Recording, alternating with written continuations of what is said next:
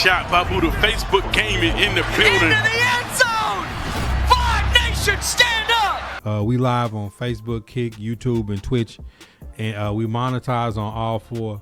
So make sure if y'all watching on a platform that you can like or comment, that you please do so, because that helps us a lot. We're gonna start off by saying, like, as a Tennessee Titan fan, should you be worried that your number one overall pick, Carnell Tate, has 0 catches on 3 targets, and the 49ers first pick of the second round, Deshaun Striblin, had I think he had 6 or 7 catches for 70 plus yards in the first half. Is that a concern? I'm gonna start off by asking y'all that, because I ain't concerned just yet, but I ain't gonna say like it. I ain't gonna act like I didn't notice that happened. I'm gonna ask y'all that question first. We're not gonna go off on a tangent today. We're gonna stay on topics. That way, when I go back, we won't be just hopping all over. Yo, Bull, appreciate that. David, what up? Definitely not time to hit the panic button.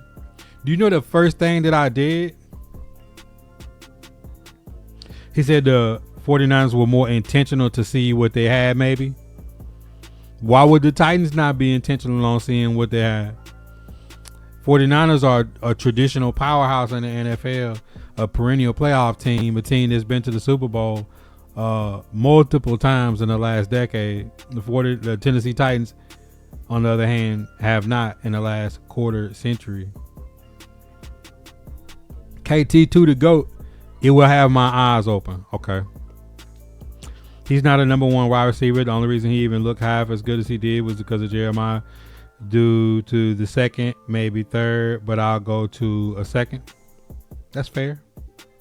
See, one thing about me is, like, even if you're a Jaguar fan and you have some bias, I still have to consider the opinion, because that's what I want. You know, I need some. I need some that's gonna go hard in the opposite direction.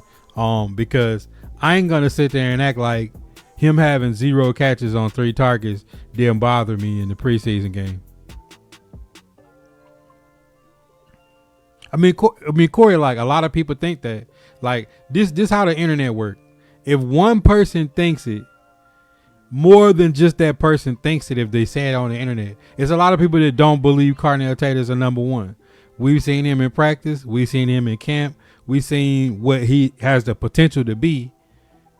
Now it's nobody really knows. It's the preseason. We don't know how intentional they are about trying to get him the football. We don't know what the script was. Was Dabo just trying to be vanilla? Like, who knows? But all I know is he didn't have a catch, and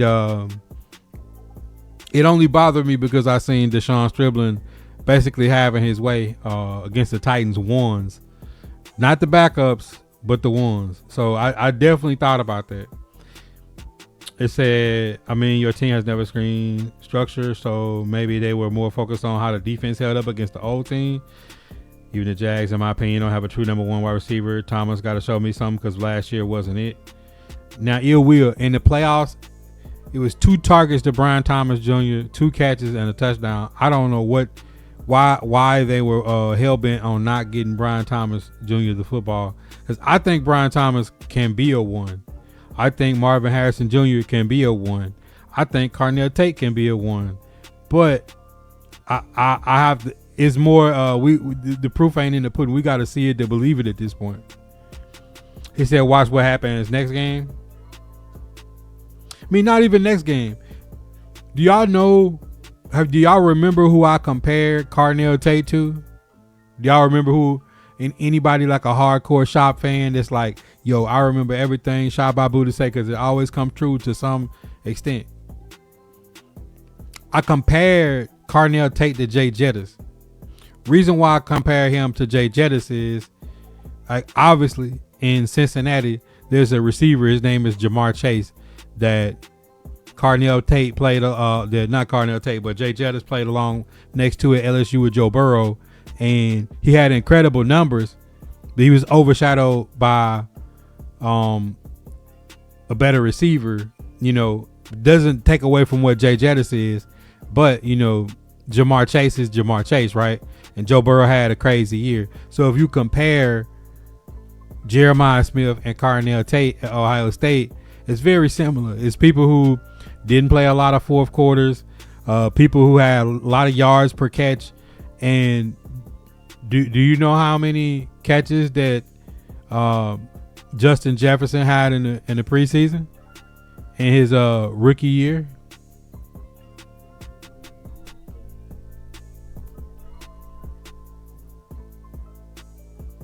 None. He didn't have any, and his first game was a lackluster performance, but he still finished the season with 1,400 yards. I'm not saying that Carnell Tate is going to be Justin Jefferson. I'm not saying he's going to have 1,400 yards in his rookie season, but I am saying I'm worried, and then again I'm not, because it's the preseason. I don't know what their intentions on targets is, but I do know that I expect when the regular season hit, I will be thoroughly disappointed if the Tennessee Titans roll out against the Jets and Carnell Tate doesn't have a handful of catches for at least 50 to 80 yards. I will be upset. I can be on record saying that I'm cautiously pessimistic, saying that I believe in Carnell Tate. I see what he's capable of doing, but I gotta see it. AJ Brown came, I ain't gonna say out of nowhere, but people weren't just like raving about AJ Brown coming out of college. And his rookie season was the AFC title game, 1,000-yard season as a rookie, holds the franchise rookie record, which I think that Carnell Tate can match or go beyond in his rookie stint. But I really was. I ain't gonna sit there and say that my antennas wasn't up, that he didn't have a single catch.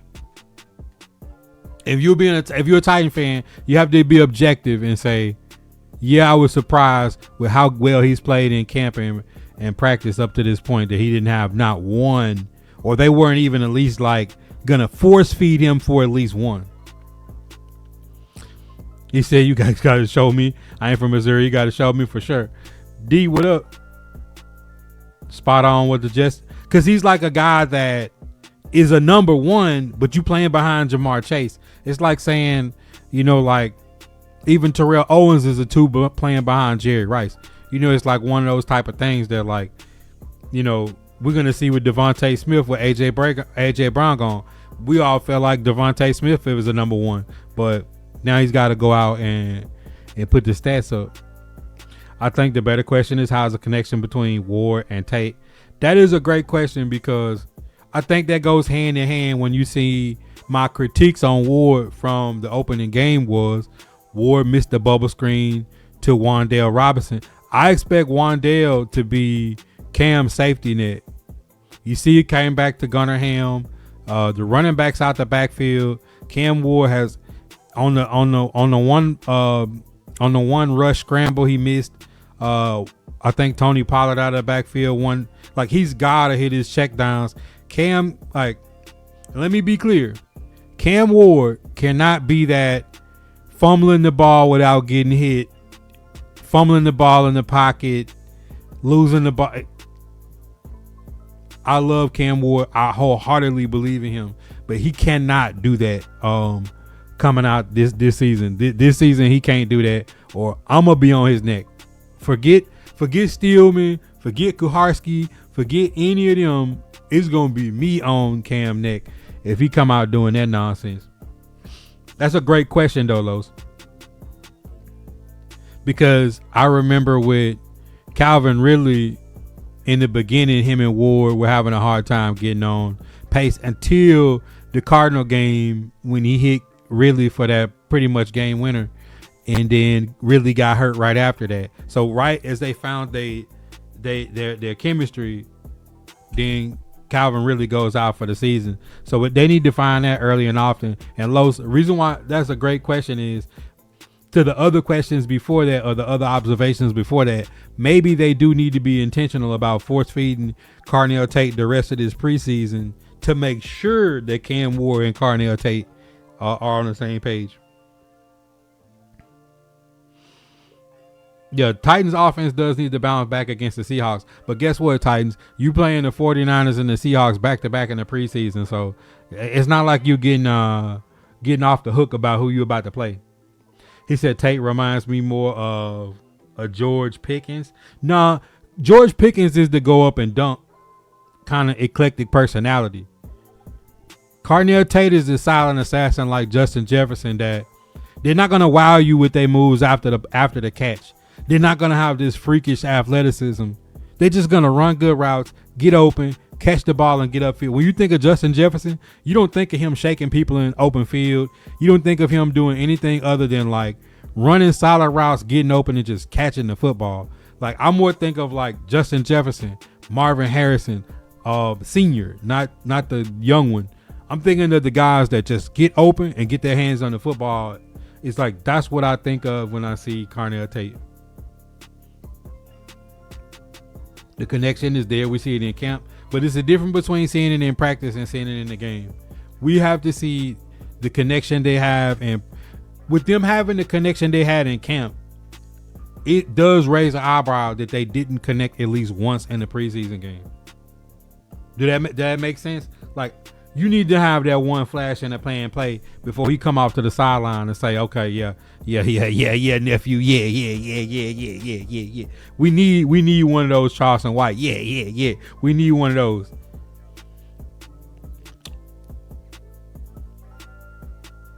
I don't even think Cam had a tough game. I just think he was excited and was rushing things in the new offense. I think by the end of the preseason, the offense that he's in, he won't.